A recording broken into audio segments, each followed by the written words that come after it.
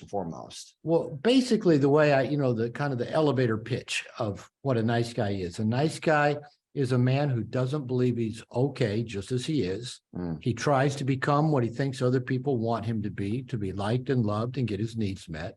And he hides anything about him that he think might get a negative reaction from other people.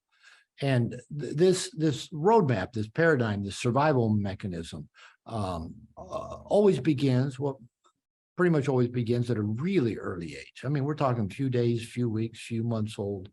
Anytime a child has an uncomfortable experience, they're narcissistic by nature. They don't think about it. They just feel it. And they feel like they're the cause of it. And they do something different, that uncomfortable feeling will go away and maybe it won't happen again. So children suck their thumbs or cry or eat a lot or sleep a lot or become needless and wantless or smile a lot, whatever, to try to get to be loved and liked and get their needs met and hide anything that might get them punished or get them hurt. So nice guy syndrome is just one way that people learn to do that. There's lots of other ways we try to get our needs met and be liked and loved and avoid uncomfortable situations. But nice guy syndrome is that, as I said, believing I'm not okay as I am. The term for that is toxic shame. It's usually internalized as an emotional belief, not a thinking belief. We then go out and find contexts and situations to confirm that must be true. There must be something wrong with me. I'm not good enough. Women don't like me. I'm not smart enough. I'll never succeed. Or we even become hyper perfectionistic and try that we believe we have to be hyper successful to be loved and get our needs met. And so they find situations, right, that confirm that bias they have about themselves, that is that toxic shame. And it's called confirmation bias. Is that, confirmation bias, the way it works is it doesn't matter if this is a political or religious or personal confirmation bias.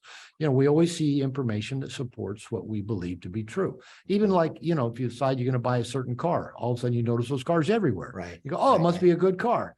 And it also confirmation bias rules out anything that might contradict our emotionally held inner belief system. And what I stress so much when I talk about the nice guy paradigm, it began early on as inaccurately internalized emotional beliefs, not thoughts, not pictures, but just emotional beliefs that gets wired into our nervous system. It becomes our machine language that dictates how we see ourselves and see the world and how we interact with the world around us.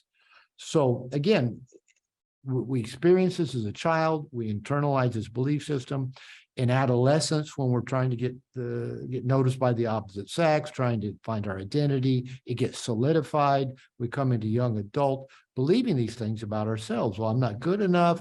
I better try really hard to be a good guy so people will like me and love me. I better avoid conflict. I better be generous. I better not be too opinionated. I better not be too offensive. And I better hide my wants and needs, and especially my sexuality, because people might respond negatively to that. And then we live our lives, when that doesn't work well, we just double down and try harder, keep doing more of the same of that. Right. And then it ends up with frustration, irritation, this feeling of not feeling good enough, not feeling worthy, not getting your needs met makes it impossible for anyone to do for you, which creates a whole lot of conflict in your romantic relationships, where you tend to notice